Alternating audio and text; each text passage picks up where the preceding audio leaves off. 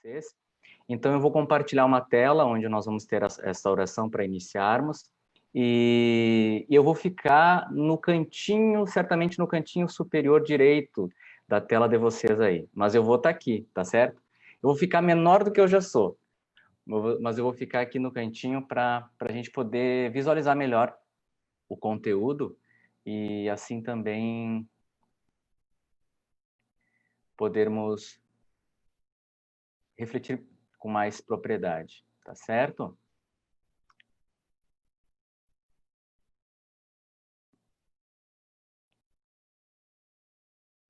Vida cristã e ambiente digital. Esse é o nosso tema, então. Eu gostaria de iniciar com vocês, invocando a Santíssima Trindade e rezando a comunicação, como discípulos e missionários da comunicação. Em nome do Pai, e do Filho, e do Espírito Santo. Amém. Rezemos juntos.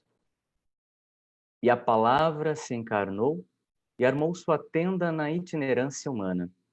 Tudo para poder sentar-se à mesa conosco, ser percebida aos nossos olhos, tocada e escutada. Ó palavra encarnada, que assumiste a condição humana, alegrias, dores e sonhos, nela viveste e a tudo deste novo sentido. Vem habitar o mundo das comunicações. Arma a tua tenda no meio de nós. Hoje, mostra-nos o rosto amoroso do Pai e em ti faz-nos sentir filhos e filhas, comunicadores teus. Vem habitar no mundo das comunicações e faz-nos testemunhar a palavra que existia desde o princípio, o que ouvimos, o que vimos com os nossos olhos. Vem habitar o mundo das comunicações. Arma hoje a tua tenda itinerante no meio de nós. Queremos contemplar, saborear e comunicar Jesus, o Filho de Deus, a palavra da vida. Vem habitar o mundo das comunicações. Faz de nós discípulos, discípulas e missionários, missionárias, que manifestem e comuniquem o que viram, ouviram, o que as mãos tocaram, o verbo da vida. Vem habitar o mundo das comunicações. Vive em nós, em nossa tenda, e transforma em espaço de comunicação que gera comunhão, encontro, solidariedade e alegria contagiante. Amém. Então, a nossa oração, em nome do Pai, e do Filho, e do Espírito Santo. Amém. Em nome da Santíssima Trindade, nós iniciamos a nossa reflexão. Pessoal que já está entrando, vamos trabalhar esse tema, vida cristã e ambiente digital, a partir de 4 pontos. Eu gostaria de colocar esses pontos aqui já para vocês. No primeiro momento, vamos trabalhar um conceito de vida cristã, né? Já que nós vamos refletir sobre a vida cristã nos ambientes digitais, nada mais significativo do que entendermos um pouco do que significa esse conceito de vida cristã. O que é vida cristã? O que é ser cristão? E, consequentemente, ser cristão nos meios de comunicação, que vai ser o segundo ponto, onde nós vamos ver essa caminhada da igreja como um processo. A caminhada da igreja que foi dentro de um ritmo próprio, dentro de um ritmo único, entendendo os meios de comunicação social e ali compreendendo como ter esta vida cristã nestes meios de comunicação. Num terceiro ponto, então, vida cristã e ambiente digital, como um modo de evangelização. Não simplesmente como um lugar, como um ambiente, mas como uma forma de linguagem para evangelizarmos. E o último ponto, então, como que mais um pouco prático, digamos assim, em termos de ferramentas de comunicação. Temos várias, esta mesma que estamos usando agora, o Facebook, o Zoom, nas pastorais e nos serviços. São pequenos detalhes ali que eu vou apresentar dentro desta formação, que eu sei que tem muitas catequistas que estão nos assistindo, nos acompanhando, também lideranças de movimentos, grupos, e como usar essas ferramentas ao favor da evangelização também, do carisma do movimento, da catequese, de uma maneira bem prática, tá bom?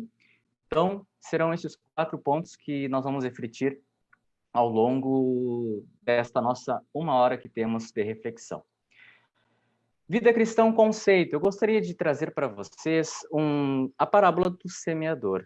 Esta parábola que nos conduz e que nos ilumina e que fala exatamente sobre o que significa também ser cristão. Essa parábola que foi a do Evangelho de domingo. E eu trouxe aqui para nós Mateus 13, de 18 a 23, que é o trecho onde Jesus Cristo explica esta parábola, já que nós também a conhecemos muito bem. E se você tem a Sagrada Escritura em mãos, pode pegá-la em Mateus 13, do 18 ao 23, onde temos ali a parábola do semeador, um conceito de vida cristã a partir desta parábola. Então, Jesus nos diz assim, neste trecho do Evangelho: ouçam, portanto, a explicação da parábola do semeador. Todo aquele que ouve a palavra do reino e não a atende, vem o maligno e leva embora o que foi semeado em seu coração. Essa é a semente semeada à beira do caminho. O que foi semeado entre as pedras é aquele que ouve a palavra e logo a recebe com alegria, mas não tem raiz em si mesmo, é de momento. Quando vem uma tribulação ou perseguição por causa da palavra, logo tropeça e cai. O que foi semeado entre os espinhos é aquele que ouve a palavra, porém as preocupações do mundo e a sedução da riqueza sufocam a palavra, e ela não dá fruto. O que foi semeado em terra boa é aquele que ouve a palavra e a entende. Esse dá fruto. Um produz 100, outro 60, outro 30. Palavra da salvação. Então, este trecho do Evangelho que nos ilumina neste conceito de vida cristã. Na parábola do semeador, Jesus insiste no convite e pede aos ouvintes da palavra que aguçem os ouvidos do coração para acolher a palavra semente, semeada por Cristo, por meio do seu Evangelho, para produzir frutos na vida pessoal e no mundo. Este trecho eu tirei de um artigo do padre Mário Marcelo, que é deoniano, do Sagrado Coração de Jesus, da mesma congregação do padre Zezinho, aliás, ele mora lá com o padre Zezinho em Taubaté, e o artigo que está na parte de formação da Canção Nova diz: por que existem bons e maus cristãos na igreja? Na verdade, é um artigo provocador. O padre Mário, ele é doutor em teologia moral e ele provoca a gente com esse texto, porque maus cristãos não existem, ou se é cristão ou se não é. Mas ele, com esse título, ele nos provoca. Por que existem bons e maus cristãos? E ele traz essa parábola do semeador, dizendo assim que Jesus insiste no convite para que as pessoas ali, para que os seus ouvintes acolham esta palavra, que é uma palavra semente. A palavra semente semeada pelo próprio Cristo, e que por meio do seu evangelho vai produzir os frutos na vida pessoal e no mundo.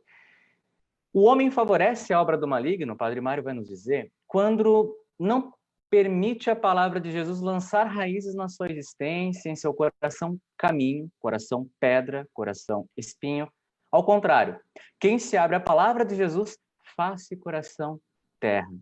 E aí a gente percebe que na nossa vida a gente acaba navegando por esses terrenos, perambulando por eles. Por vezes somos coração caminho, coração pedra, coração espinho, mas o coração ideal que acolhe essa palavra semente é o coração terra, o coração bem adubado, bem preparado. O que significa isso? Como nós ouvimos Jesus no Evangelho deste domingo passado, aquele que ouve e compreende esta palavra.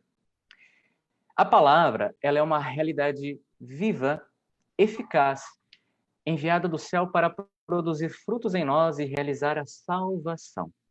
A palavra é capaz de realizar o seu objetivo, tal como a chuva e a neve que fecundam a terra e lhe dão capacidade de produzir frutos, ou seja, de sermos bons cristãos. Aqui, então, está, de fato, a consequência desta palavra semente caída num terreno, num coração terra boa? A consequência vai ser o quê? A vida cristã. Que aí ela vai nos oferecer a consciência de produzirmos os frutos que precisamos produzir através da palavra para sermos cristãos de fato. A vida cristã, ela vai ser consequência de uma germinação da palavra de Deus em cada um de nós. Na medida em que nós a ouvimos, compreendemos e colocamos ela em prática.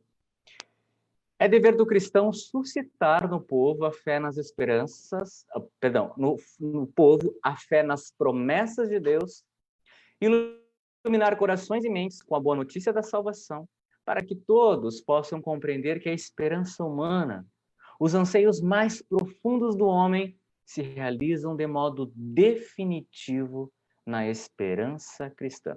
Aqui, Padre Mário nos traz um trecho da Gaudium et Spes, documento da Igreja, que significa alegrias e esperanças, o número 92, onde ele fala que após termos esta palavra semente caída no terreno, coração terra boa, aquele que compreende esta palavra e a coloca em prática, qual vai ser a consequência? Quais serão os frutos? O fruto vai ser ter uma vida norteada pela esperança cristã, a esperança que não decepciona, como se fala nas Sagradas Escrituras, a esperança que o Cristo ressuscitado nos faz ter.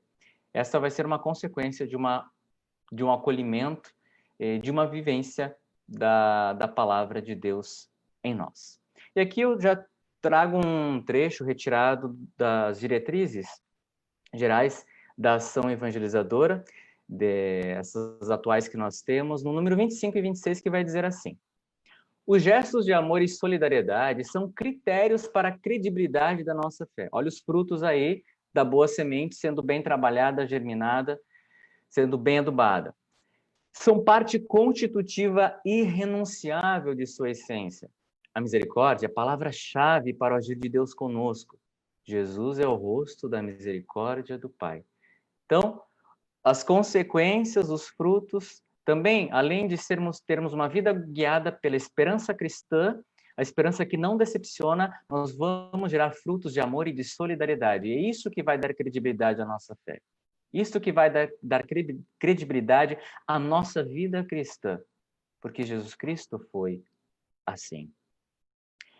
A vivência cotidiana do amor fraterno em comunidade, aqui segue as diretrizes no número 24, constitui uma forma privilegiada de testemunho cristão. Vejam só.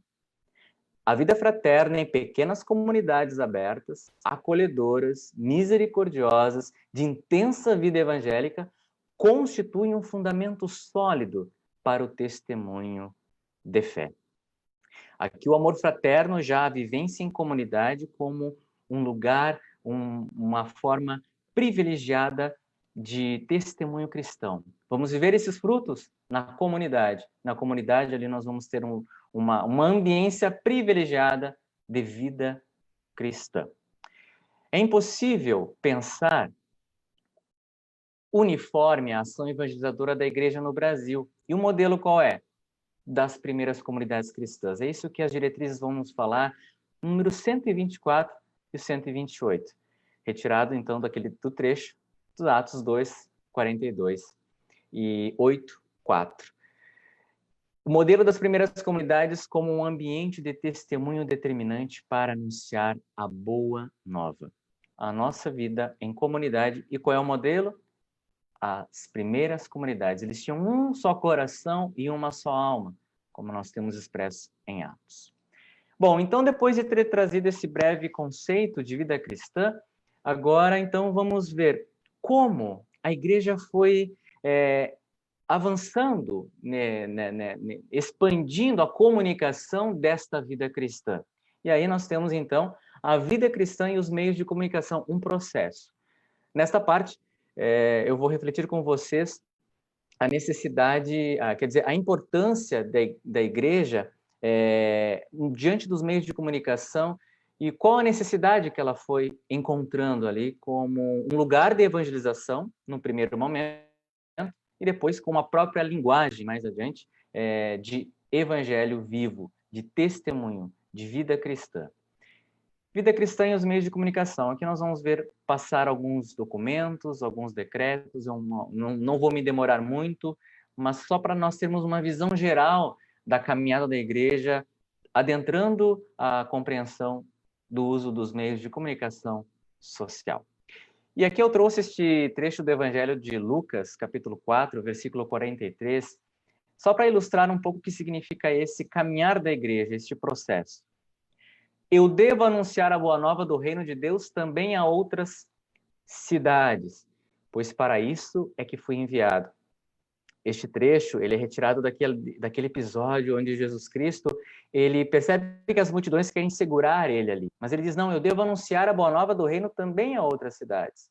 E aqui eu colocaria assim, eu devo anunciar, não colocar no sentido de mudar o evangelho, me entendam bem, ainda mais o Dom José Mário que está aqui me assistindo.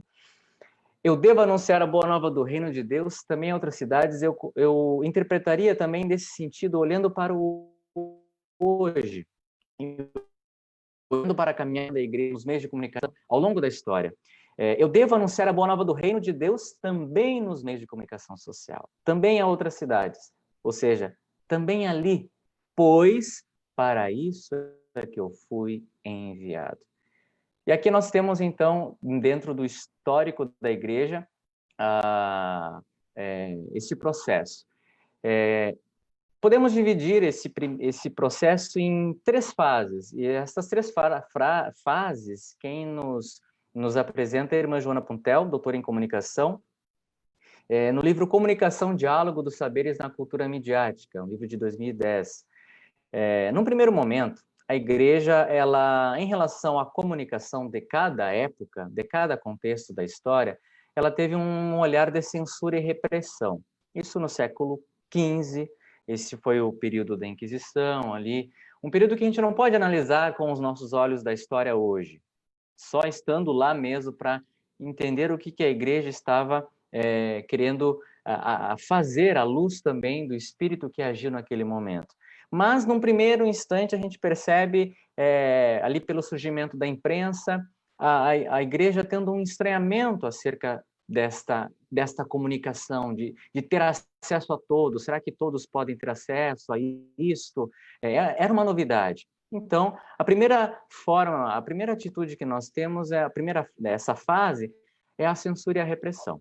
Depois, nós vamos partir para uma segunda fase, que é a da aceitação, mas uma aceitação desconfiada dos novos meios. E aí nós temos o documento, a carta encíclica Vigilante Cura, de 1936, que significa vigilante solicitude, do latim, aonde a igreja ali, ela se dirige de modo especial aos bispos dos Estados Unidos, falando sobre o cinema. É uma carta encíclica de Pio XI que busca orientar que a mídia cinematográfica possa agir de maneira ética, moral nas suas produções. É uma aceitação, ainda que desconfiada dos novos meios, mas é uma linguagem que a igreja, é uma atitude que a igreja toma nesse contexto. Aí também nós temos em consonância o Miranda Porsus, que significa maravilhosos progressos, que é já de Pio XII, onde a igreja dirige a sua mensagem para o uso, para o bom uso, sempre nessa linha da ética, da moral, dos bons costumes, da forma adequada de trazer o ser humano, né, nessas mídias, nessas produções. A igreja vai se dirigir ao cinema, ao rádio e TV, que é a linguagem da época, que era a linguagem mais presente na época. No terceiro momento, nós temos esta fase onde que a igreja admite que a tecnologia da reprodução eletrônica ela pode ampliar a penetração da mensagem eclesial. Aí já temos um pouco um olhar amplo, e aí com o Concílio Vaticano II, com o documento Intermirifica, o decreto sobre os meios de comunicação. Esse é o primeiro documento, meus irmãos e minhas irmãs, gente que nós estamos aqui nos assistindo, é o primeiro documento que a igreja traz direcionado para os meios de comunicação propriamente ditos ali, e que abre o primeiro documento conciliar, e que abre a reflexão da igreja para a obrigação e o direito, ou seja, a igreja declara a obrigação e o direito de usar os meios de comunicação social. E também se cria o Dia Mundial das Comunicações Sociais, que nós vamos ver algumas mensagens, e que é celebrado todos os anos no domingo da Ascensão do Senhor. Aqui nós temos a instrução pastoral Communio et Progressio, sobre os meios de comunicação, comunhão em progresso, da Comissão Pontifícia dos Meios de Comunicação Social, um documento direcionado para os meios de comunicação, isso em 1971. Aqui nós temos a Redemptoris Missio, que não é uma carta encíclica, não é direcionada propriamente para a comunicação, mas nós temos um trecho ali muito interessante que mais adiante eu vou trazer, que dá um horizonte de visão acerca da vida cristã nos meios de comunicação, que a igreja entendeu muito bem. Aetate Novae, que é a revolução das comunicações, que por uns 20 anos desta primeira aqui, Communio et Progressio, comunhão e progresso, isso já em 1992. Aetate Novae quer dizer, uma nova época. É uma instrução pastoral que dá uma inovação muito grande dentro dessa nova época dos mass medias, dos meios de comunicação em massa, o grande crescimento, e a igreja também, ela vai abordar pistas de ação para a pastoral da comunicação propriamente dita, primeiro aqui em 1992. Então a gente vai vendo esse processo ao longo da caminhada da igreja. Aqui temos mais um texto do Pontifício Concílio para as Comunicações Sociais, Ética nas Comunicações Sociais, isto em 2000, e aí a gente já vê, então, mais um pouco dessa linguagem ligada à ética, ética na internet, já no boom da internet, né, já no grande progresso que o mundo já está vivendo na internet, igreja e internet, que são dois, ética na internet, igreja e internet, e o rápido desenvolvimento, que é uma carta apostólica do Papa João Paulo II, que é direcionada para as mídias, para as comunicações sociais. E o Diretório de Comunicação da Igreja no Brasil, que saiu em 2014. Demorou um pouquinho, mas saiu esse diretório que é como que uma orientação, são diretrizes, de fato, para a comunicação da igreja. Bom, aqui nós temos esse trecho do Intermirífica, entre as maravilhas, né, entre os maravilhosos progressos, que fala sobre essa obrigação de pregar a mensagem de salvação também com o recurso dos instrumentos de comunicação social.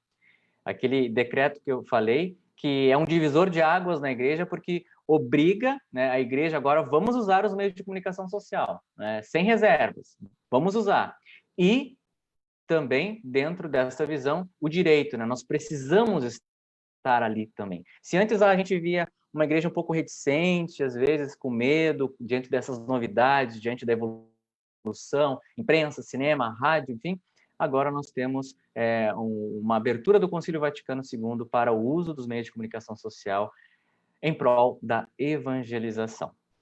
Aqui, um trecho da Evangelii Nuntiandi, de Paulo VI, que não é um documento sobre a comunicação, que é sobre a evangelização no mundo contemporâneo, mas nos apresenta aqui um trecho muito interessante, que a igreja ela tem que entender, ela fala com eles aqui, né?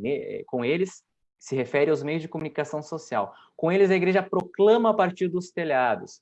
Neles encontra uma versão moderna e eficaz do púlpito. Graças a eles pode falar às multidões.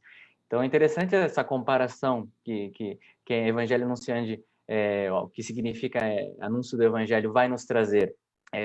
Os meios de comunicação como um púlpito, um lugar ali de evangelização, de anúncio da Boa Nova. Aqui também a Conferência de Puebla, que tem trechos muito significativos sobre a comunicação, a conferência aqui da América Latina. A evangelização, o anúncio do reino é comunicação. Portanto, a comunicação ela deve ser levada em conta em todos os aspectos da transmissão. Ou seja, em todos os lugares onde a gente pode estar presente para anunciar, para evangelizar. Isso em 1979, no documento de Puebla. Também um trecho aqui de Puebla. A comunicação como ato social vital, ela nasce com o próprio homem e tem sido potencializada na época moderna mediante poderosos recursos. Por conseguinte, a evangelização ela não pode prescindir hoje em dia dos meios de comunicação. Aqui mais um reforço. É necessário, então, usar os meios de comunicação. E aqui que eu queria trazer para vocês esse trecho que eu achei muito significativo da Redemptoris Missio, a missão do Cristo Redentor, em latim, do Papa João Paulo II, porque nós temos uma visão aqui, de fato, que depois a Igreja foi entendendo mais e que vai nos ajudar a compreender essa presença, essa linguagem do digital como evangelização. Que é necessário a gente integrar a mensagem cristã nesta nova cultura criada pelas modernas comunicações e que não é suficiente usar esses meios para difundir só a mensagem cristã propriamente dita. Não é simplesmente usufruir destes meios, é entender esta nova cultura e mergulhar nesta nova cultura. Não uso simplesmente os meios de comunicação em si, propriamente ditos. Eu faço parte deles. Então, é essa linguagem que é bem revolucionária, digamos assim, entre aspas, e que de 1990, e que hoje nós temos uma maior compreensão. Eu não uso simplesmente os meios de comunicação, eu faço parte deles quando estou com eles. Aqui o documento de Aparecida nos traz algo muito significativo também, porque é aquela linguagem do Areópago, que nós sabemos, aquela cena onde Paulo dirige-se aos atenienses ali no Areópago, que era o centro das decisões, onde se reuniam os conselhos de anciãos para decidirem questões sobre a cidade, sobre a educação, sobre o ambiente político em geral. E Paulo chega ali naquele lugar, no Areópago, e apresenta a mensagem de Jesus sobre a ressurreição. Nós sabemos que os atenienses não quiseram escutar Paulo quando ele chegou no quesito ressurreição, mas sabemos o quanto Paulo foi dialogando com eles, foi um exercício de enculturação bárbaro quando nós olhamos esta cena, porque Paulo soube dialogar, ele não impôs nada, ele soube dialogar, e comunicação é isso, é diálogo. Então, nesse documento da Aparecida, a gente vai perceber exatamente isso. Os meios de comunicação, se lá nós vimos na história também desse processo da igreja como um púlpito, como nos falava o documento, aqui em Aparecida, os areópagos, ali é o lugar, ali é o ambiente. A Boa Nova precisa estar ali também. A vida cristã necessita estar presente também. E as diretrizes gerais, nossas, no número 195, vai dizer assim: investir nos meios de comunicação social como oportunidade de diálogo, encontro e intercâmbio. Ou seja, falar de Jesus Cristo, falar da vida das pessoas, e aqui falar da vida nossa, né? Não falar da vida das pessoas como um fofoqueiro, vamos entender bem. A partir da vida de pessoas e das comunidades. A partir de cada um se expressa e ali evangeliza. Nós vamos entender um pouco o que significa isso no ambiente digital. E nós também temos este texto, esse trecho do Raniero Cantalamessa, que é uma das homilias que ele fez, é a homilia que ele fez na Sexta-feira da Paixão, em 2013, na Sexta-feira Santa. E é interessante esse texto, gente, que aqui o Raniero Cantalamessa ele fala o seguinte: no Apocalipse, Jesus diz que está à porta e bate. Às vezes, como observou o nosso Papa Francisco, ele não bate para entrar, mas bate por dentro porque quer sair para as periferias existenciais do pecado, da dor, da injustiça, da ignorância e da indiferença religiosa, de todas as formas de miséria. Isso acontece como em certos edifícios antigos. Ao longo dos séculos, para se adaptar às necessidades do momento, eles foram preenchidos com divisórias, escadas, salas e salas pequenas. Chega um momento em que se percebe que todas essas adaptações não atendem mais às necessidades atuais. Elas são um obstáculo Então é preciso ter a coragem de derrubá-las e trazer o edifício de volta à simplicidade e linearidade de suas origens. Foi a missão que um dia recebeu um homem que orou diante do crucifixo de Santo Damiano: Pai Francisco, repara a minha igreja. O que eu quis dizer com esse trecho do padre Raniero Cantalamessa, que é o pregador da Casa Pontifícia? Que todo esse processo da igreja foi aos poucos se dando de conta disso, de que algumas coisas não eram necessárias aqui e ali, e que algumas paredes estavam sendo precisadas de serem quebradas para avançar um pouco mais, para chegar mais. E hoje o uso dos meios de comunicação social representa isso. A igreja que está na mídia, podemos dizer assim, não mídia simplesmente TV, mas em todas as formas de comunicação social, e nelas o ambiente digital. O ambiente digital, meus irmãos e minhas irmãs, como um modo de evangelização. Aqui eu trago esse trecho do Diretório de Comunicação da Igreja no Brasil, que é muito significativo. A comunicação ela tem como objetivo primordial criar a comunicação, estabelecer vínculos, relações, promover o bem comum, o serviço e o diálogo na comunidade. Não se comunicam apenas ideias e informações, mas, em última instância, a pessoa comunica-se a si mesma. Gente, isso é muito importante para que a gente compreenda o que significa vida cristã em ambiente digital, vida cristã no ambiente digital. Que a gente não comunica apenas ideias e informações, nós comunicamos a nós mesmos. Por isso que, em 2012, eu tive a oportunidade de participar de um simpósio na Unicinos. Eu vi o Moisés Bardelotto, que entrou aqui, também, que é de lá, filho da Unicinos, é o doutor em comunicação. E é interessante que o padre Antônio Spadaro, que foi um padre italiano, ele é diretor da revista Civiltà Católica do Vaticano, ele mora em Roma, e foi um dos palestrantes. Ele disse assim: não existe uma vida online e uma vida offline, existe uma vida. Por isso que quando eu comunico algo na rede, nas redes sociais, quando eu escrevo um texto, quando eu envio alguma coisa, alguma mensagem, enfim, eu não estou simplesmente comunicando ideias e informações, estou comunicando a mim mesmo, eu estou indo junto. E aí nós entramos naquilo que aqui o Papa Francisco vai falar muito bem. A rede digital ela pode ser um lugar rico de humanidade, não uma rede de fios, mas de pessoas humanas. A neutralidade dos mass media é só aparente. Só pode constituir um ponto de referimento quem comunica, colocando-se a si mesmo em jogo. O envolvimento pessoal é a própria raiz da fiabilidade de um comunicador. Então, quando a gente comunica nas redes, nós precisamos entender o seguinte, que nós estamos falando com pessoas. Eu agora estou falando aqui com vocês. Não estou falando com uma tela. Não estou falando com fios, com cabos, que por mais que eles nos tragam essa transmissão, mas a gente do outro lado. Isso faz com que a gente compreenda também que a gente vai ver um pouco mais adiante, a nossa responsabilidade naquilo que a gente transmite, naquilo que a gente publica, naquilo que a gente traz. Porque existem pessoas do outro lado, existem vidas, e é um lugar rico de humanidade. Existem pessoas. O Papa Francisco, então, vai nos falar isto no 48º Dia Mundial das Comunicações Sociais, em 2014. Aqui mais um trecho do Papa, só que do Papa Bento. Em 2013, ele nos diz assim, no 47º Dia Mundial das Comunicações Sociais: o ambiente digital não é um mundo paralelo ou puramente virtual, mas faz parte da realidade cotidiana e de muitas pessoas, especialmente dos mais jovens.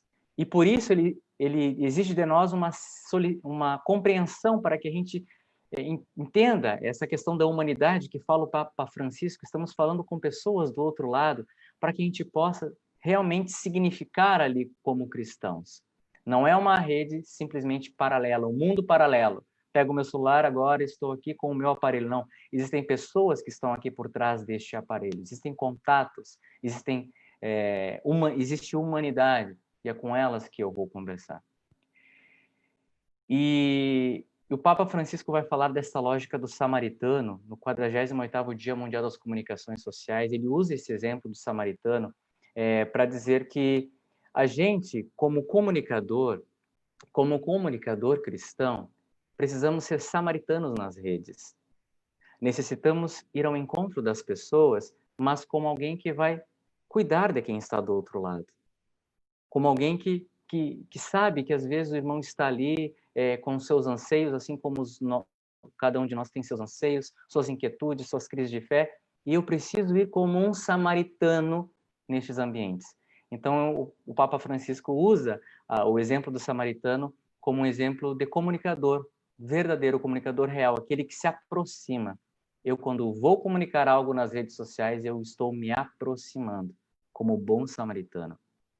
E o Papa Francisco, aqui no 48º Dia Mundial das Comunicações Sociais, ele vai usar outro exemplo, que é o dos discípulos de Emaús, onde Jesus Cristo, como sabemos naquela cena, ele vai ali e pergunta o que os discípulos estavam tão aflitos, inquietos. Esse Jesus que se preocupa com sofrimentos, se preocupa com as inquietações do outro. E isto é ser comunicador cristão também, neste ambiente digital, nessas redes. E isso é fazer testemunho, ser testemunha nas redes, como bom samaritano e como discípulos, e como o episódio dos discípulos de Emaús, como Jesus indo em direção aos discípulos de Emaús. E aqui tem um trecho muito significativo também que nos ajuda a compreender essa presença no ambiente digital. Comunicar o evangelho através dos novos mídias significa não só inserir conteúdos declaradamente religiosos nas plataformas dos diversos meios, mas também testemunhar com coerência no próprio perfil digital e no modo de comunicar escolhas, preferências, juízos que sejam profundamente coerentes com o evangelho, mesmo quando não se fala explicitamente dele. O que o Papa Bento XVI quer nos dizer nesta mensagem, em ocasião do 45º Dia Mundial das Comunicações Sociais? Que evangelizar nas redes não é simplesmente publicar conteúdos religiosos, não que isso não seja necessário, mas isso não significa nada para ser cristão, não é nenhum indicativo de que eu seja verdadeiramente cristão. Porque eu posso colocar lá versículos bíblicos no meu Facebook, mas ser insuportável no trato com as pessoas. Eu posso colocar lá uma mensagem, uma imagem com um terço, enfim, uma imagem de Nossa Senhora, mas ser o maior fofoqueiro no meu bairro. Entendam bem, isso eu estou dizendo para mim mesmo, para nós, para que entendamos o significado de estar nas redes sociais. Então, é um modo de ser, é um testemunho. Não que isso não seja necessário, como eu falei, mas isso não é indicativo nenhum. Podemos colocar, às vezes, sou cristão, católico, apostólico, romano, mas isso não vai indicar se eu não tenho um comportamento respeitoso com o outro que está do outro lado nas redes sociais. Por isso que o Papa Bento XVI vai dizer assim, que nas minhas escolhas, as minhas preferências ligadas àquilo que é evangélico, é ali que eu testemunho neste ambiente. Por isso que eu posso falar sobre culinária sendo cristão, eu posso falar sobre esporte, sobre música, sobre vídeos, sobre filmes, sobre conteúdos de maneira evangélica. E ali apresentar uma testemunha, uma vida cristã de fato. E aí eu trago de novo aquela frase do padre Antônio Spadaro. Não existe uma vida online, offline. Existe uma vida. Aquilo que eu sou na vida pessoal, eu preciso também ser nas redes sociais. E aqui nós temos, falando no padre Antônio Spadaro, esse livrinho que eu sugiro para a gente ler, que é muito, muito sucinto e bem prático, a gente lê numa sentada, e que diz assim, o evangelho não é uma mensagem entre tantas outras. A verdade do evangelho não extrai o seu valor da sua popularidade ou da quantidade de atenção, dos curtis. E aí, de novo esse conceito. O evangelho não é simplesmente um conteúdo que eu publico, que eu coloco. Não que isso não seja uma forma de ser presença, mas isso não é indicativo de evangelho. O evangelho, mais do que um conteúdo, não é simplesmente um conteúdo entre tantos os outros. É um modo de viver. É um modo de ser. E se eu sou assim, quando não estou conectado nas redes, eu preciso também ser nas redes. E é interessante essa questão do curtir, que quando a gente evangeliza, né, com a nossa própria vida nas redes digitais, com o próprio testemunho, além daquilo que a gente pode apresentar de conteúdo, a gente não fique tão inquieto com essas questões de curtir, de popularidade. Até o Moisés Bardelotto, certa vez, falou numa live sobre isso, que às vezes a gente fica tão inquieto, né? Ai, quantas pessoas curtiram, quantas pessoas compartilharam, quantos comentários, como se isso fosse questão de audiência, porque isso para mídia, em geral, para mídia secular, é audiência, é marketing. A gente vê isso de uma maneira muito clara. A gente que compra seguidores, a gente que faz de tudo para ter esse merchandising, ou seja, essa propaganda. E o evangelho não é isso. O evangelho não é um produto. O evangelho não é um mercado. Então, aí nós trazemos aquele trecho do evangelho, onde 2 ou mais se reunirem em meu nome, eu ali estarei. Aqui, agora, estamos falando para cerca de 150 pessoas. Poderiam ter 5 pessoas aqui. Cada uma seria ali um lugar de presença do Cristo, onde 2 mais se reunirem. E eu falaria da mesma forma. É uma alma, é uma vida que está ali. E isso faz com que a gente entenda o nosso exercício de evangelização nas redes. Às vezes a gente, não teve tanta gente que assistiu, enfim. Claro que a gente fica atento aos números, mas que a gente possa ficar muito mais atento a essa comunicação que é a proximidade, a comunicação samaritana de Jesus com os discípulos de Emaús. É isso que, de fato, vai contar como evangelho. É aquilo que o Papa Francisco mesmo diz, que a igreja ela não cresce por proselitismo, por força, por forçar as pessoas como um produto. Não, ela é por atração. É por atração, e quem atrai é Jesus.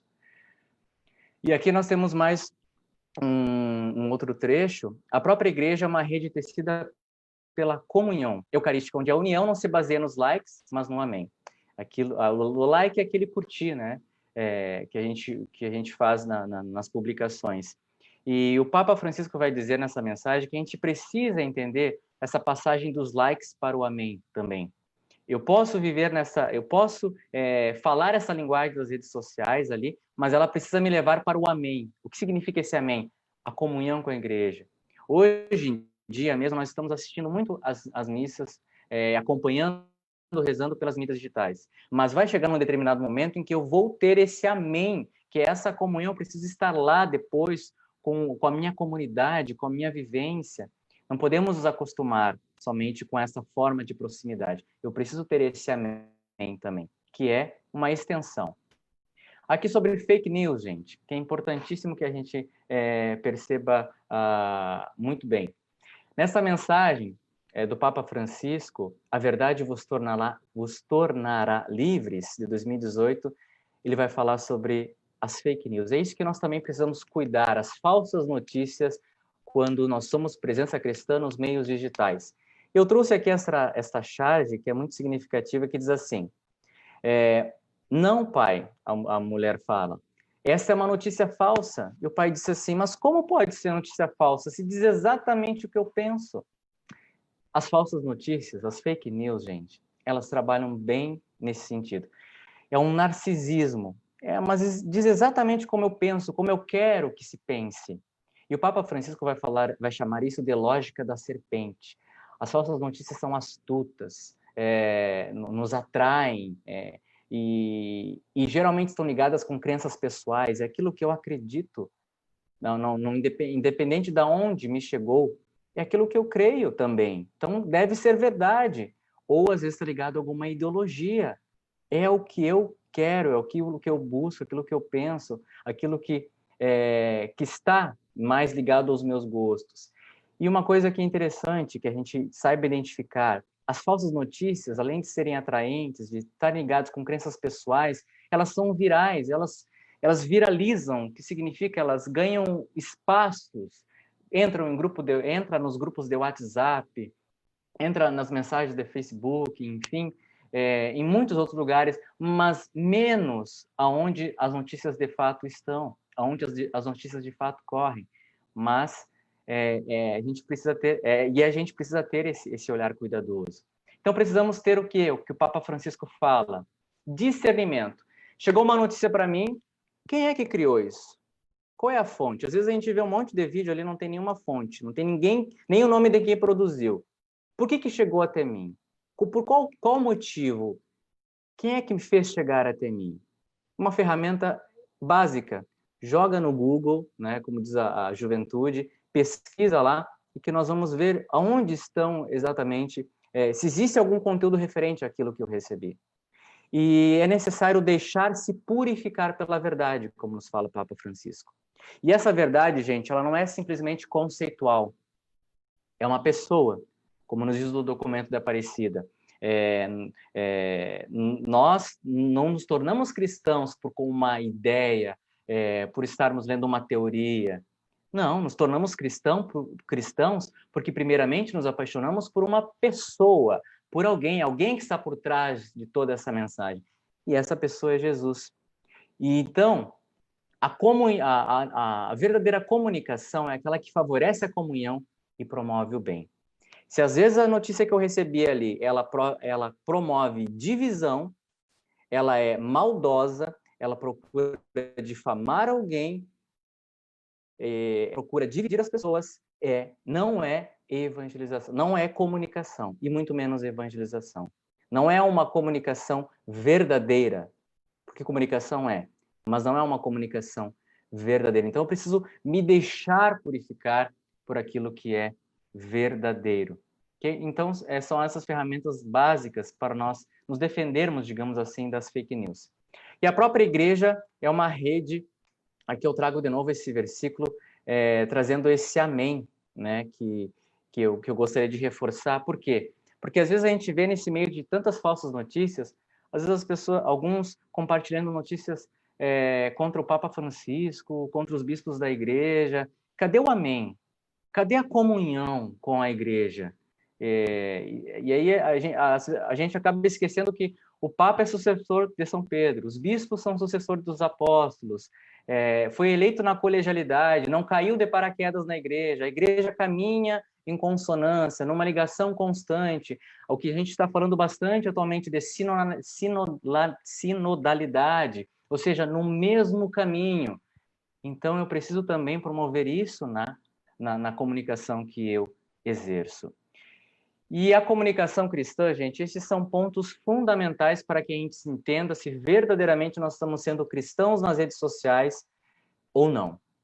A nossa comunicação, ela precisa ser honesta, se compromete com a verdade.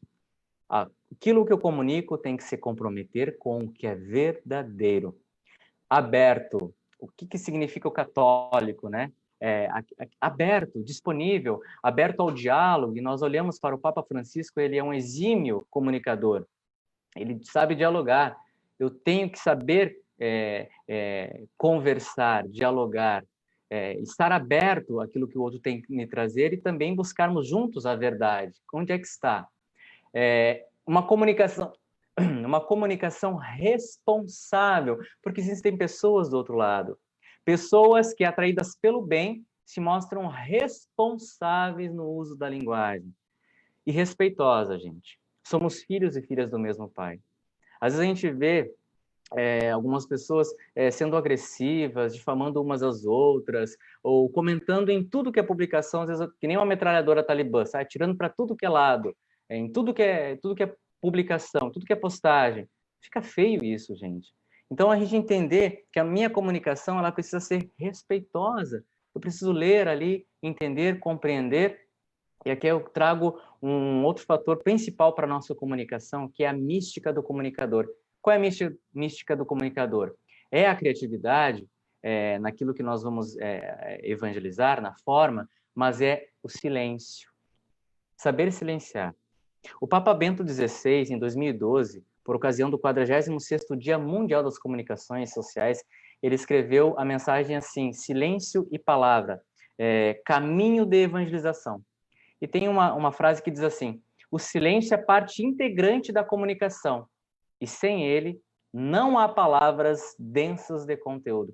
Ou seja, eu preciso saber silenciar antes de falar, antes de comunicar também. Silenciar diante daquilo que eu li a recém, para compreender bem o que aquela pessoa quis dizer antes de opinar ou de dialogar de uma forma respeitosa, de uma forma verdadeiramente cristã. É aquilo que o poeta mineiro Drummond de Andrade vai dizer: convive com os teus poemas antes de escrevê-los. Eu preciso conviver com aquilo que eu vou escrever, com aquilo que eu vou ler. Antes, eu preciso degustar, eu preciso silenciar. Então, a comunicação, ela precisa participar disso também. É palavra? É, mas a comunicação é silêncio. O silêncio também comunica. E aqui eu entro, esse aqui o Papa Francisco não falou, mas eu acrescentei. Fala sintética e vida prolixa. Olhando para o Papa Francisco, gente, aqui o que significa comunicação cristã é isto. Fala sintética, ou seja, fala reduzida, fala pouco. A gente vê as homilias do Papa Francisco, a maneira como ele apresenta a sua mensagem, é uma maneira muito sucinta ali, prática, objetiva, e as homilias também curtas, e ali, de repente, nós olhamos para a vida dele, uma vida prolixa, uma vida extensa, uma vida que fala por si. E aí é interessante, como comunicação cristã também. E aqui eu sugiro já, chegando para o finalzinho desse nosso momento, 2 livros para nós como bibliografia básica. Se o Moisés Bardelotto estiver aí, eu estou fazendo um merchandising, mas é uma boa forma de evangelização, na verdade, do livro dele. Quando a Fé se torna social, do Antônio Spadaro, e esse baita livro do Moisés Bardelotto, que é um livro fantástico, Comunicar a Fé, por quê, para quê e com quem. Saiu do forno, acho que foi lançado em março ou abril, se eu não me engano, e aqui ele traz uma linguagem muito compreensiva desse processo da comunicação da igreja, e também ele traz muitas mensagens do Papa Francisco analisadas à luz da comunicação. Chegando ao finalzinho, então, é como que um acréscimo, né, porque seria mais ou menos até essa vida cristã em ambiente digital, eu acrescento aqui ferramentas para que a gente, já que tem muitos catequistas aqui que estão nos acompanhando, também pessoas ligadas à liturgia, e que a gente entenda isto, que as ferramentas digitais, gente, como nos diz o Diretório de Comunicação da Igreja no Brasil, no número 176, elas não substituem a vida da comunidade litúrgica, que é uma maneira de linguagem de presença, aquilo que é o amém, né? Eu preciso entender estes meios como uma extensão. Então, aquilo que eu vivi na catequese, agora eu vou expandir pelos meios de comunicação com os meus catequizandos. Ou ter essa expansão, ter uma complementação no meu grupo, na minha pastoral, através de uma live, por exemplo. Claro, hoje a gente está usando ela como um recurso necessário e primordial. Contudo, é uma extensão, mas uma presença. E aqui eu trouxe um trecho do Diretório para a Catequese. Eu não citei os números nem páginas, porque era um texto antes da edição, que a edição sai agora dia 10 de julho, e às vezes, dependendo da edição, muda o número, mas não muda o conteúdo, tá? E esse Diretório para a Catequese, ele tem uns bons trechos, principalmente quando fala sobre a metodologia na catequese, a linguagem, e as linguagens e os instrumentos digitais, e também a parte do capítulo onde vai falar sobre a catequese e a cultura digital como uma transformação antropológica, mostrando o quanto esse digital ele nos transforma antropologicamente no nosso modo de viver, principalmente da juventude. Então, vai dizer que essa comunicação digital ela é uma maneira, uma presença, uma linguagem, um lugar de fala ali que nos permite a interação. E também onde a gente domina ele vai falar sobre a linguagem, nesse capítulo ele vai falar sobre a linguagem da juventude, de modo especial. Que a juventude, ali no meio digital, os chamados de nativos digitais, eles vão dominar mais a geração, essa digital, a linguagem da narrativa, mais do que a linguagem da argumentação. O que é a linguagem da narrativa? Aquilo que é narrado, que é apresentado, a forma como é trazido. Então, eu trago aqui para vocês o WhatsApp, já muito conhecido, o Telegram também, principalmente para os catequistas. Isso aqui é muito interessante. O Telegram é que ele serve como um canal. Eu posso criar um canal e eu não necessito do número propriamente dito e criar essas enquetes aqui. Eu trouxe aqui um exemplo de um curso de inglês. Eu posso criar isso no Telegram para os meus catequizandos. Depois do encontro de catequese, eu vou lá, então, agora, e criar uma enquete trazendo o conteúdo de novo daquilo que foi apresentado na catequese. Aí mostra as opções a pergunta, as opções de resposta, quem respondeu, se responde, né? Quantos responderam. Isso o Telegram nos permite, são canais que a gente oferece. Ele diz assim, padre, eu não sei nem mexer nisso.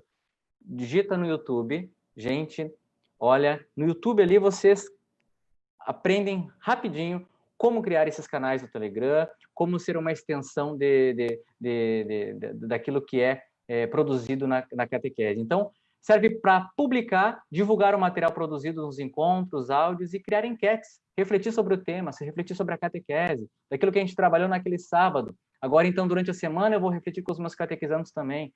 Vamos usar a criatividade. Promover pesquisas relacionadas a temas, buscas de imagens. Aí nós temos o Dr. Google. Convida lá os catequizandos, vamos pesquisar uma imagem desse tema catequese, para o ponto, lá no Google. É uma maneira. Aqui, estas formas de intercâmbio catequético, eu vou conversar, né, com outros grupos de catequese das outras paróquias. Aqui o Google Hangout, esse tem o próprio Zoom. Às vezes as pessoas acham que eu tenho que baixar um aplicativo. Não, pode até fazer pelo Messenger, que é do Facebook. Ali você abre uma sala de conversa com os seus catequizandos e pode trocar ideias, intercâmbios com outros catequizandos de outras paróquias.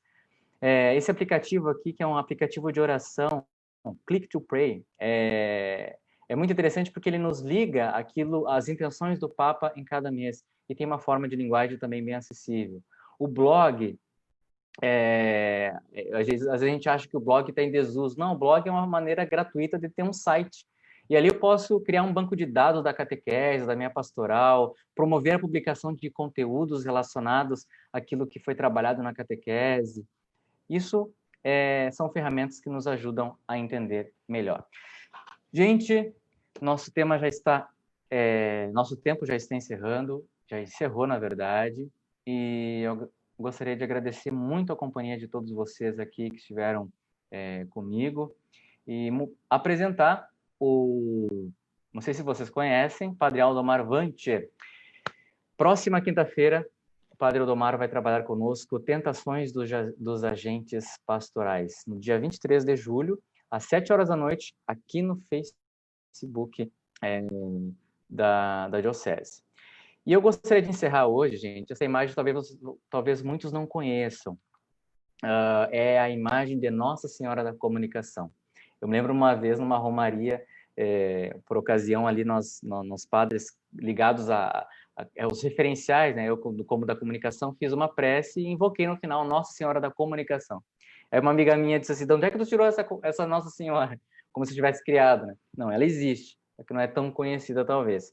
Mas hoje em que a gente lembra a Nossa Senhora do Carmo, né? E é que eu lembro com muito carinho a Nossa Senhora da Comunicação, para que ela está apresentando o Cristo aqui, porque é Ele, de fato, que nós levamos, é com Ele que nós vamos para os ambientes digitais. Eu gostaria de encerrar aqui, mostrar um pouco a minha cara, terminando essa nossa formação diocesana, e rezar com vocês esta Ave Maria, pedindo para que Nossa Senhora da Comunicação nos ajude, de fato, a sermos cristãos, verdadeiros cristãos nos ambientes digitais, nessas linguagens digitais de hoje, e também a Mãe do Carmo, esse título tão significativo que hoje nós nos unimos aos carmelitas da nossa diocese. Reze comigo. Ave Maria, cheia de graça, o Senhor é convosco. Bendita sois vós entre as mulheres, e bendito é o fruto do vosso ventre, Jesus. Santa Maria, Mãe de Deus, rogai por nós, pecadores, agora e na hora de nossa morte. Amém. Nossa Senhora do Carmo, rogai por nós. Nossa Senhora da Comunicação, rogai por nós. E peçamos a bênção do Senhor. O Senhor esteja convosco, Ele está no meio de nós. Que Deus, em sua infinita bondade e misericórdia, por intercessão de Nossa Senhora da Comunicação e Nossa Senhora do Carmo, vos abençoe. Em nome do Pai, e do Filho, do Espírito Santo. Amém. Muito obrigado pela companhia de vocês e espero que eu tenha ajudado a gente refletir um pouco mais sobre essa ligação da vida cristã nestes ambientes digitais, nessa forma de evangelização e de linguagem. Um grande abraço e Deus abençoe e nos acompanhe.